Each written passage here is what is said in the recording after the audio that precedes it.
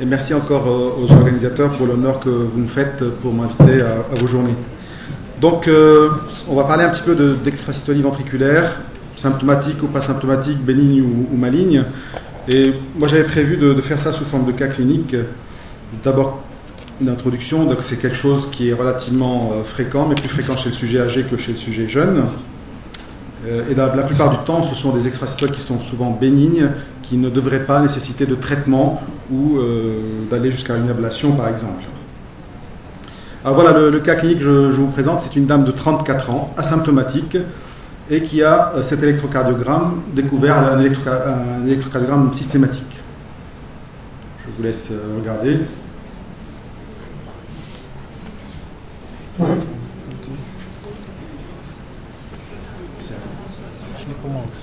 Là, c'est rouge.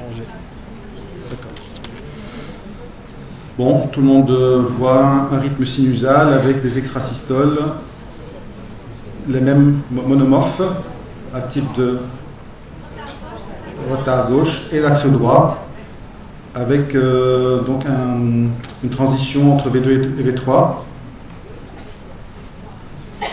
D'accord? Et donc ça, c'est typiquement une extrasystole qui naît de l'infundibulum, du ventricule droit.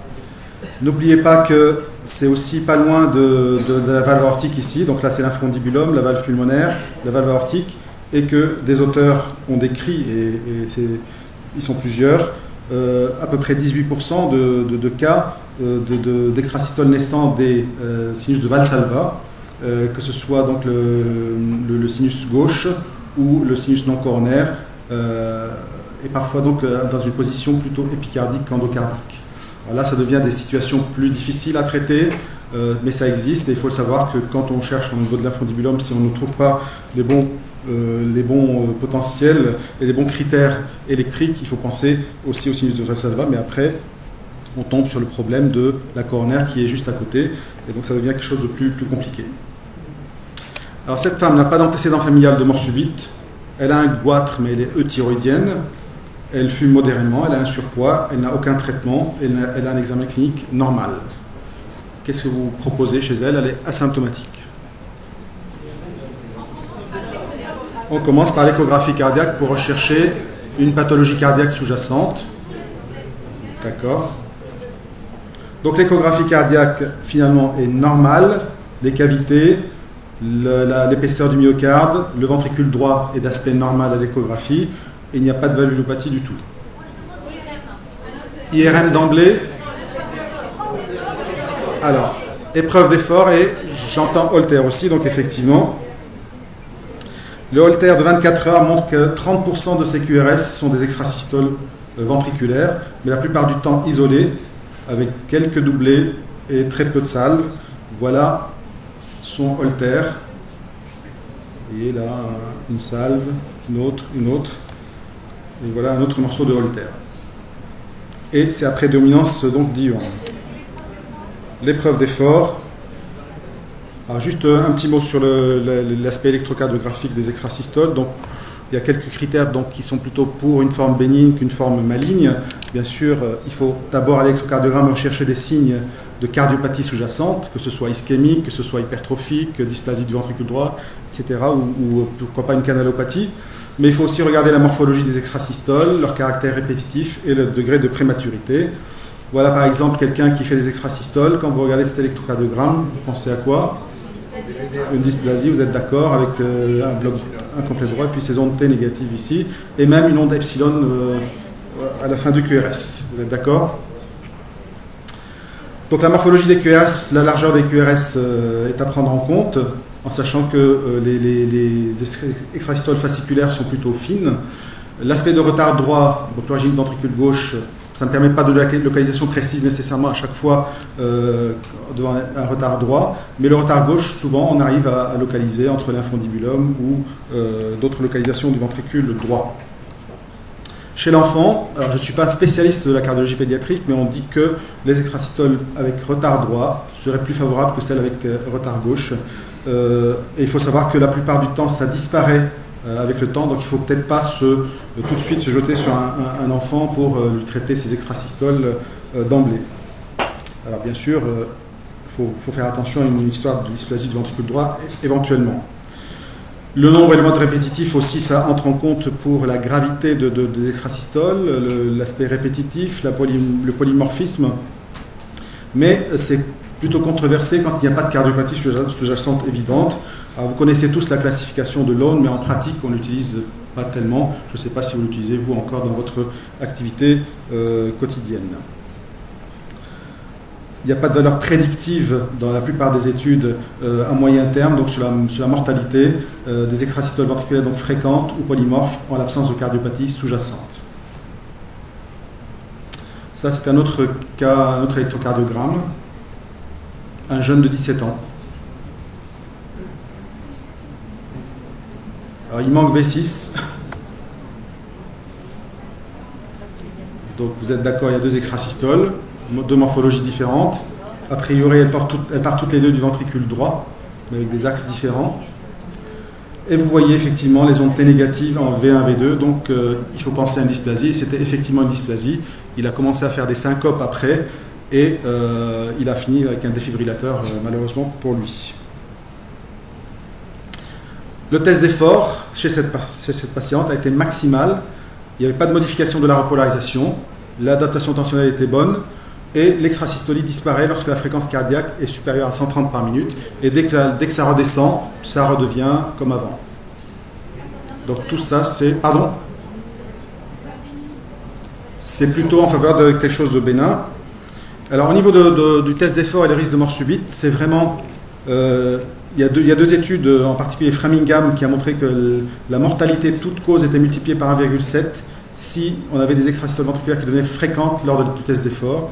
Et une autre étude de Jouven sur 6000 hommes asymptomatiques, le fait d'avoir des extrasystoles ventriculaires complexes à l'effort entraîne une augmentation du risque de mortalité d'un facteur de 2,5 avec un recul de 23 ans. En particulier, si les extrasystoles apparaissent en période de récupération, c'est encore plus prédictif. Il faut bien sûr, au cours de l'épreuve d'effort, rechercher une ischémie myocardique chez un homme, chez quelqu'un qui est à risque cardiovasculaire. Et puis l'évaluation hémodynamique, en particulier chez les personnes qui ont une cardiomyopathie hypertrophique et obstructive à ce moment-là. Ne pas oublier l'intérêt d'enregistrer le Holter au cours d'un effort. On a par exemple des patients qui se plaignent de palpitations lorsqu'ils font du vélo, lorsqu'ils font leur activité sportive, et que lorsqu'on fait le test d'effort, il n'y a rien. Il ne faut pas oublier que ça peut avoir un intérêt de faire le Holter au cours de leur activité sportive.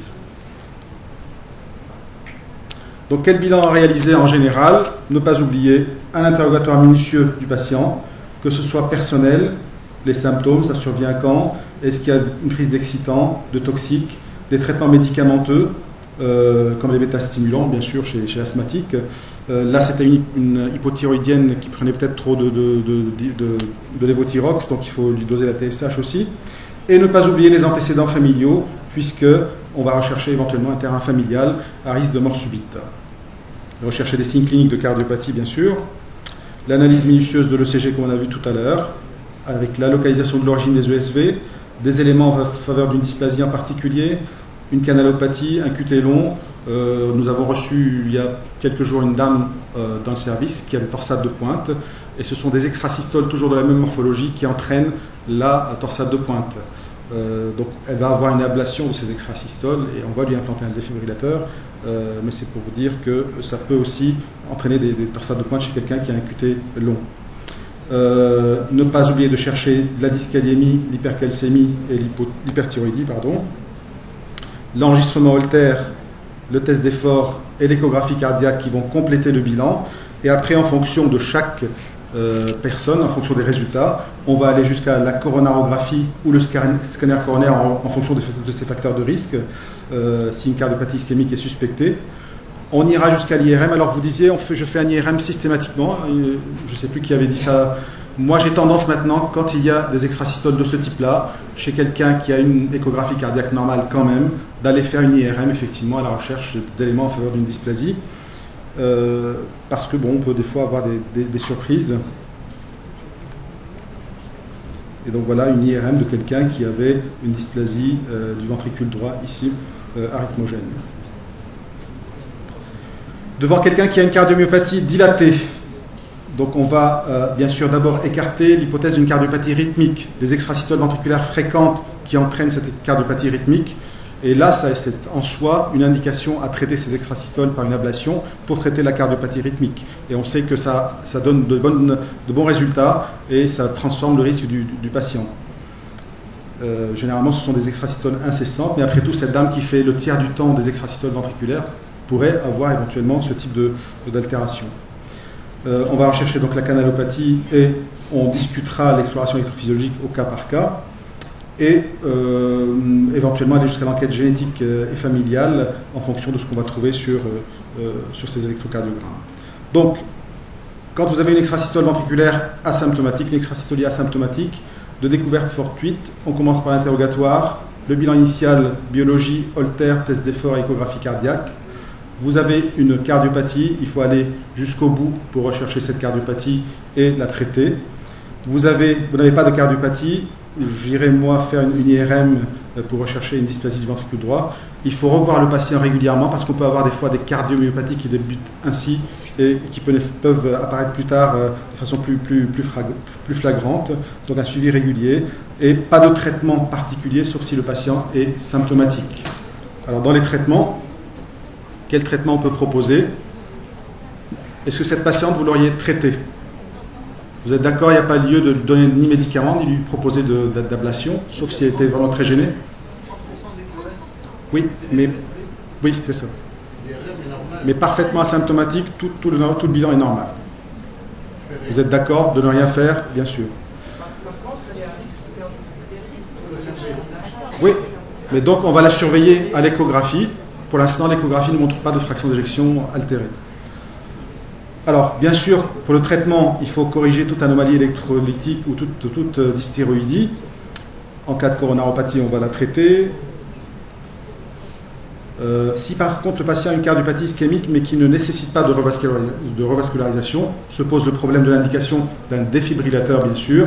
Et là, vous savez que c'est la fraction d'éjection qui détermine pour l'instant l'indication d'un défibrillateur automatique implantable, et donc tout ça dépendra un petit peu des résultats, donc la fraction d'éjection inférieure à 35%. Des médicaments, éventuellement si la fraction d'éjection est supérieure à 35%, les bêta-bloquants, l'amiodarone, je mets entre guillemets les oméga 3, et si les symptômes persistent, là bien sûr l'ablation est à proposer. En cas de cardiopathie hypertrophique, vous savez qu'il y a des critères de mort subite qu'on connaît bien maintenant, en particulier les antécédents familiaux de mort subite, les antécédents personnels de syncope, la gravité de l'extrasystolie, donc le fait d'avoir des tachycardies ventriculaires non soutenues, l'importance de l'hypertrophie myocardique à l'échographie cardiaque avec l'épaisseur importante, l'épaississement important de la paroi, et le comportement à l'effort hémodynamique du patient sont des critères pour ou non implanter un défibrillateur en raison d'un risque de mort subite important. Si le score est plutôt faible, de toute façon, il faut traiter par un bêta-bloquant avant donc de décider pour le défibrillateur par la suite. La canalopathie, on vient de parler du cas des Brugada, les QT longs, etc. Donc ça, c'est au cas par cas en fonction de chaque pathologie. Cardiopathie valvulaire, on la soigne. Le prolapsus valvulaire mitral, c'est quelque chose aussi qui existe. Récemment, nous avons eu un jeune de 40 ans qui a fait une mort subite sur une rupture de pilier sur un prolapsus valvulaire mitral qui a été opéré, mais qui continue à faire des extrasystoles ventriculaires. Il a eu quand même un défibrillateur vu qu'il a fait une mort subite au moment où ça a été découvert. La suspicion de dysplasie ventriculaire. Et là, les indications défibrillateurs lorsqu'on a une dysplasie du ventricule droit, bien sûr, c'est la survenue d'une syncope.